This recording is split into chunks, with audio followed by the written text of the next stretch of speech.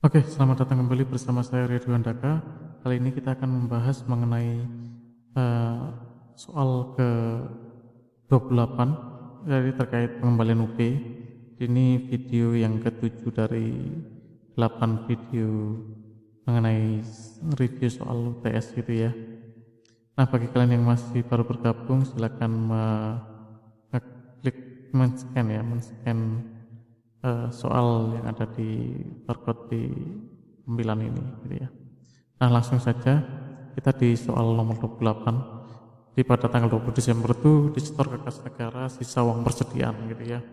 Nah, bagaimana sih perlakuannya gitu ya. Nah, kan ini biasanya yang kita kenal uang persediaan itu kan pada akhir tahun maka bendahara wajib menyetorkan jumlah uang persediaan yang tidak dipakai kas negara gitu ya. Apabila pada bulan tersebut ada yang digunakan untuk belanja, maka akan ada dua pertanggungjawaban, jadi pertanggungjawaban atas belanja dan pertanggungjawaban atas uang persediaan yang belum terpakai gitu ya. Nah, kalian bisa melihat penjelasan mengenai pengembalian uang persediaan ini di lampiran halaman 87, lampiran PMK 212. Gitu ya, kalian bisa lihat. Jadi di PMK tersebut kira-kira bunyinya begini ya. Di nomor 2 itu ada transaksi pengembalian uang persediaan bendahara pengeluaran secara kas disetor ke rekening kas negara. Maka jurnal pada entitas akuntansi atas pengembalian uang persediaan bendahara pengeluaran yang secara kas disetor ke rekening kas negara adalah tadi dengan mengembalikan uang muka yang tadinya dikredit waktu pembentukan dilakukan di debit gitu ya. Uang muka dari KPPN pada penerimaan transito uang persediaan. Nah, ini dicatat di buku besar akrual dan buku besar kas gitu ya, karena di waktu pembentukan kan juga sama dicatat di buku besar akrual dan buku besar kas gitu ya. Nah, kemudian juga akan mencatat dari sisi kas di bendahara pengeluaran. Nah, yang tadinya waktu pembentukan UP kas bendahara pengeluaran bertambah, maka waktu penyetoran atau pengembalian maka kas bendahara pengeluaran di sisi kredit atau berkurang gitu ya. Jadi penerimaan transito uang persediaan pada kas di bendahara pengeluaran. Yang perlu diperhatikan ketika waktu pembentukan itu bicaranya pengeluaran transito, tapi waktu pembalian akunnya adalah penerimaan transito uang persediaan. Nah, maka untuk soal tanggal 20 Desember ini setor ke kas negara sisa uang persediaan, jadi artinya disetorkan uang persediaan senilai yang dibentuk di awal, tanpa potongan belanja gitu ya. Maka jurnalnya adalah sebagai berikut. Uang muka dari KPPN pada penerimaan pengembalian uang persediaan atau penerimaan transito uang persediaan senilai 25 juta. Begitu juga pada besar kas, lalu kemudian mengembalikan dari sisi kas di bendahara pengeluaran, jadi penerimaan transito uang persediaan pada kas di bendahara pengeluaran senilai 25 juta. Itulah jurnal untuk pengembalian uang persediaan tanpa potongan belanja. Nah, bagaimana bila kita bikin soal yang agak lebih seru ya misalnya. Kan kalau tadi hanya dikembalikan 100%. Nah, bagaimana kalau misal transaksinya begini. Dia bulan Desember itu kita terima sisa UP senilai 100% itu ya. Nilai 100% lalu jadi senilai 100% dari UP yang dipakai di bulan November gitu ya. Kemudian dari duit tersebut, uang persediaan tersebut di bulan Desember kita sempat belanjakan beli ATK dan sisanya kita setor tunai gitu ya. Yang nggak pakai kita setor tunai karena kan harus dikembalikan uang persediaan. Maka bagaimana pembahasannya gitu ya.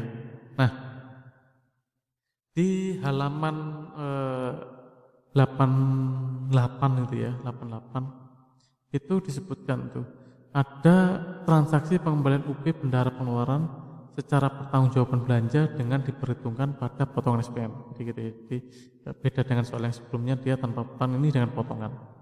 Nah, maka jurnalnya gimana? Jurnal pada entitas akuntansi atas pertanggungjawaban belanja menggunakan UP, baik yang bersifat expendable maupun tidak, menggunakan jurnal pada bab 5 huruf B dan huruf C.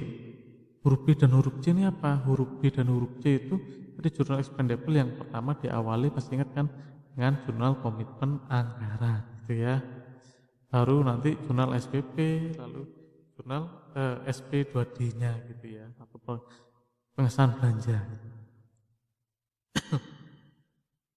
Nah, lalu di kolom B, jurnal pada entitas akuntansi atau pelaporan setelah tadi kita jurnalkan ya dengan skema belanja pada umumnya. Kemudian kita melakukan resume tagihan belanja, jadi atau SPP gitu ya, jurnal pada entitas akuntansi atas potongan SPM pertanggungjawaban belanja sebagai pengembalian uang persediaan. Jurnalnya tadi piutang dari UP pada penerimaan transitu dan penerimaan transitu pada pengeluaran transitu gitu ya. Nah itu untuk waktu saat SPP. Lalu waktu saat SP2D adalah jurnalnya maaf ya. Nah ini jurnalnya. Di huruf C itu jurnal pada entitas akuntansi atas potongan SPM untuk perhitungan UP pada saat realisasi belanja, berarti SP2 diterima. Maka sama dengan sebelumnya, uang muka pada piutang dari uang persediaan itu yang akan diterima. Kemudian pengeluaran transitu pada kas di bendahara pengeluaran berkurang. Jadi sekaligus, jadi istilahnya nihilnya itu sekaligus mengembalikan atau mengkredit kas di bendahara pengeluaran. Jadi untuk transaksi di bulan Desember ini akan ada 2 SP2D gitu ya, dan akan ada 2 SPPGU. Yang satu SPPGU mengenai pertanggungjawaban belanja, dan yang kedua adalah SPPGU mengenai pengembalian uang persediaan gitu ya. Jadi jurnalnya akan ada 2 transaksi gitu ya. Nah, kalian bisa lihat detailnya di halaman 88. Nah, sorry ya. Nah, untuk transaksi ini gitu ya. Kalau kalian lihat, diterima SP2D GUP atas SPP GUP belanja ATK pada bulan November ya, yang dibayar oleh benar. Jadi kita terima. Artinya terima apa? Berarti artinya pengesahan belanja gitu ya. Maka belanja yang masih harus dibayar pada ditagihkan entitas lain. Loh, kok enggak beban-beban atau apa, itu udah di awal gitu ya. Udah waktu SPP ini kan kita terima SP2DGU, maka jurnal yang pertama adalah belanja barang yang masih harus dibayar pada ditagihkan ke entitas lain. Dan pada buku besar kas adalah belanja keperluan perkantoran dalam hal ini ya, ditagihkan ke entitas lain. Itu artinya pengesahan belanja. Nah, sekarang yang nomor 2 gitu ya, nomor 2 diterima ATK dari PT Alat Tulis gitu ya. PT Alat Tulis ini mohon maaf ini ada ATK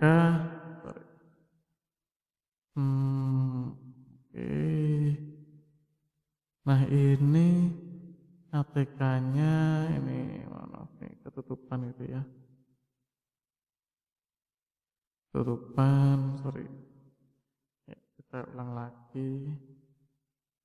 Sip. Nah, ini tadi jurnalnya kan untuk UP sama gitu ya. Nah, yang sekarang nomor 2 gimana nih? Diterima ATK. Nah, ini diterima ATK bayar nggak nih kan itu ya. Nah, kan tadi untuk jurnalnya belanja itu sama dengan belanja pada umumnya gitu ya. Maka diawali dengan apa? Komitmen belanja. Nah, komitmen belanja bagaimana? Nah, komitmen belanja gimana gitu ya. Jadi belanja barang, persediaan barang konsumsi pada dicadangkan untuk belanja barang jasa. Langsung kita balik aja. Jadi karena kan kita sudah menerima, berarti kita langsung balik aja gitu ya. Baru kita catat di modul komitmen unit akuntansi. Jadi persediaan tadi kita catat itu ya, persediaan yang belum diregister pada utang yang belum diterima tagihannya senilai 33 juta. Ketika bendahara pengeluaran membayar pembelian persediaan berupa ATK pada nomor 2, maka saat membayar dengan UP itu nggak ada jurnalnya gitu ya. Cuma karena waktu bayar itu kan berarti dipastikan barang tersebut itu sudah pas klasifikasinya, maka akan dilakukan apa? saat bayar kita motong pajaknya juga, dan kita masukkan barang tersebut ke aplikasi gitu ya, aplikasi BUMN agar bisa segera dipakai. Maka selain menjurnal potongan pajak gitu ya, selainnya di bendahara pengeluaran pada utang pajak di bendahara pengeluaran, jadi langsung kita potong dan langsung kita store gitu ya. Potong kita store senilai 3.450.000, lalu modul persediaan untuk unit akuntansi barang langsung kita akuin barang konsumsi pada persediaan yang belum register. Dengan begini, barang yang kita beli dengan UP bisa kita langsung pakai gitu ya. Jadi ketika sudah dibayar maka sudah dipastikan barang sesuai spek, kita bisa masukkan ke sistem dan kita bisa langsung pakai gitu ya. Itu jurnal pada tiga transaksi ini. Nah, kemudian untuk transaksi 456 bagaimana gitu ya? Untuk transaksi 456, bendahara pengeluaran mengajukan SPP SPM GUP nihil atas pembayaran pada nomor 2 gitu ya. Karena ini terakhir, berarti gimana mengesahkan belanjanya? Di sini ada kita mengesahkan belanja, nanti outputnya GU nihil, dan sisanya kita uang persediaan masih ada sisa di bendahara kita store tunai gitu ya. Nah, maka jurnalnya bagaimana? Nah, untuk transaksi 456 ini nah ini. Nah, oke. Untuk SPP GU nihil ya sama ya, utang yang belum diterima tagihannya pada belanja barang yang masih harus dibayar. Lalu itu untuk bentuk pertanggungjawaban belanja ketika SPP GU nihil, maka piutang dari UP yang akan diterima pada penerimaan transit uang persediaan. Nah, karena ini pengembalian UP dengan potongan belanja, maka penerimaan transit uang persediaan pada pengeluaran transit yang masih harus dibayar. Ketika SP2D GU nihil tadi diterima untuk soal nomor 4, maka kita akan melakukan pengesahan belanja barang yang masih harus dibayar pada ditagih entitas lain, dan kita terus juga ke buku besar kasnya gitu ya, belanja keperluan perkantoran pada ditagih entitas lain. Kemudian SP2D GU nihil yang kita catat tadi akan mendebit ya uang muka dari KPPN yang sebelumnya dikredit pada piutang dari UP yang akan diterima gitu ya, senilai 30 juta. Nah, ini akan yang warna kuning-kuning itu akan saling mengkoreksi atau saling mengeliminasi gitu ya. Ini ada penerimaan di sini, ini ada pengeluaran di sini, nanti akan saling mengeliminasi gitu ya. Oke. Nah, kemudian untuk yang sisanya yang nomor 6 itu ya, setoran tunai, maka langsung dijurnal seperti soal nomor 28. Uang muka dari KPPN senilai berapa? Tadi 50 dikurangi 33 juta, berarti 17 juta. 17 juta kita setor tunai. Uang muka dari KPPN pada penerimaan transit uang persediaan. Itu juga akan mengkredit atau mengurangi kas di bendahara pengeluaran. Di penerimaan transit uang persediaan pada kas di bendahara pengeluaran senilai 17 juta. Nah, itu dua perbedaan itu ya, dua perbedaan